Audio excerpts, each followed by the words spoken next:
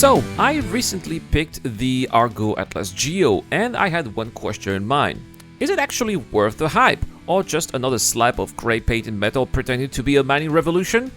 With Star Citizen Alpha 4.1 fresh out of the oven, I figured it was the perfect time to put this industrial newcomer through its paces.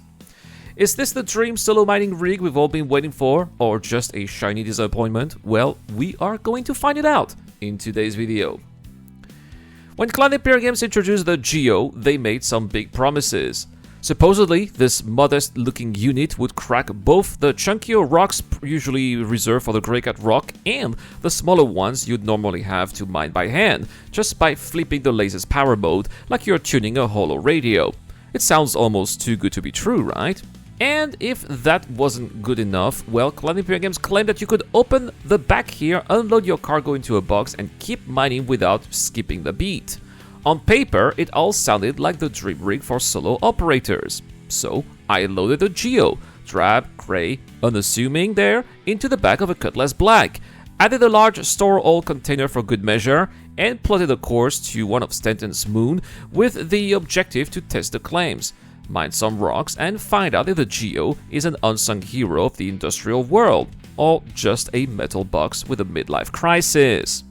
My first destination was Selin. In hindsight, maybe not the wisest choice if you are hunting for mid-sized mining nodes. The surface was littered with massive boulder clusters, far more suitable for prospector or mole than the humble GEO. Still, after some aimless wandering and more than a few false hopes, I finally stumbled upon a promising cluster of Baradom, one of the new shiny new ores introduced in Star Citizen Alpha 4.1. It felt like the perfect moment, the kind of cinematic mining setup you'd put on a trailer.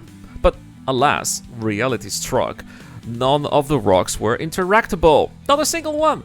And let me tell you, there are a few things more infuriating than finding the perfect cluster, only to realize the game won't let you poke at it with a laser. And I'll tell you that later. But of course, I get it, guys. It's an alpha. You don't need to repeat that. Bugs are part of the deal, so before anyone lights their torches in the comment section, yes, I know. But I'm also aware that it's what the issue council is for, and yes, I have reported the bug. You will find the link down the description for those who want to add some weight to the report.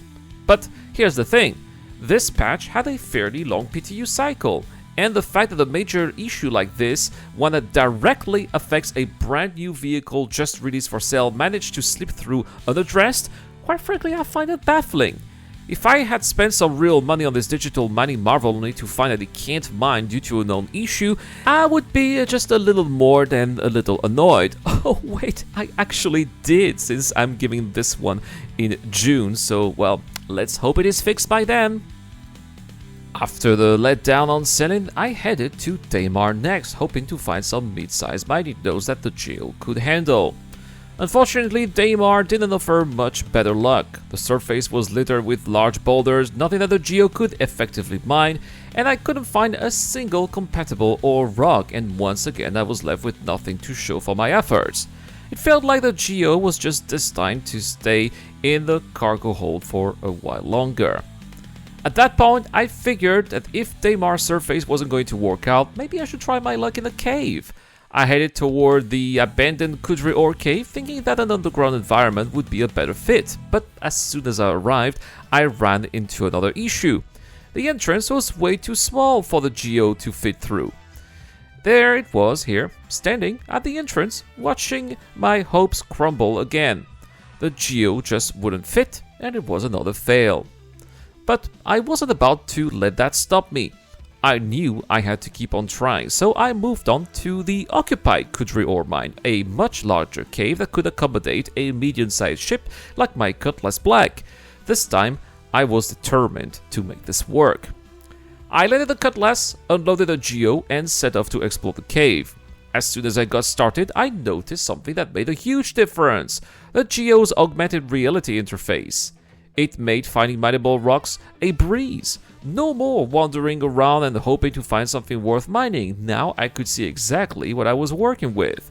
This feature was definitely a win, and it sped up the entire process. I quickly got to work mining a variety of ores. The GEO handled it very well, and soon enough the container in my exoskeleton was full.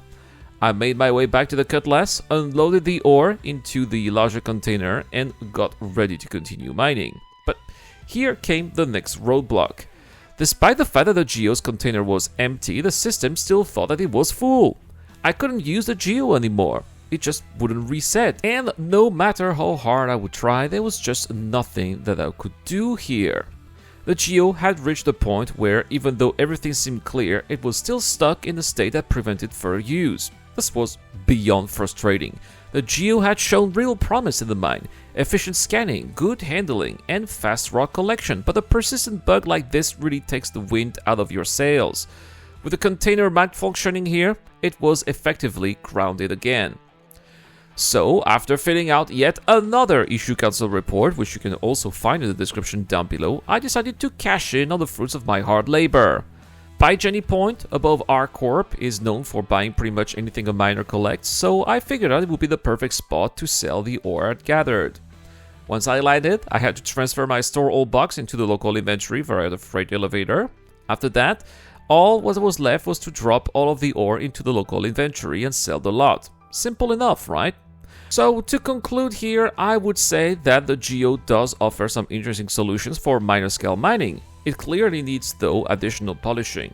Whether it's the unscannable rocks or the inability to quickly reset after emptying the container, it's a shame because I really do like the concept. On a more positive note here, the jet thrusters have proven to be remarkably useful in tight spots, offering better maneuverability than I initially expected. So there we have it, guys. This is what we could say about the Argo Atlas GEO. It has a lot of potential, but it's still a rough diamond in the need of a good polish. It offers some innovative features for solo miners, like the easy rock scanning and efficient ore collection, but it is weighed down by bugs and the lack of polish.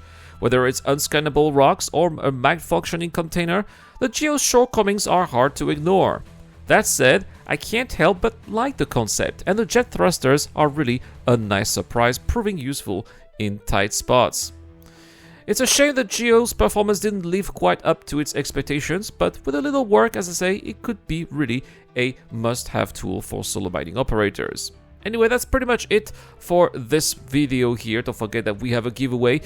We are giving away a Super Hornet. All you have to do is to subscribe to the channel and comment to any videos posted this month. 10 entries will be put into the Wheel of Names, automatic entries for Patreon and YouTube members. A big shout out, as always, to Dr. Forbid, Shadow Rise, the King, Dr.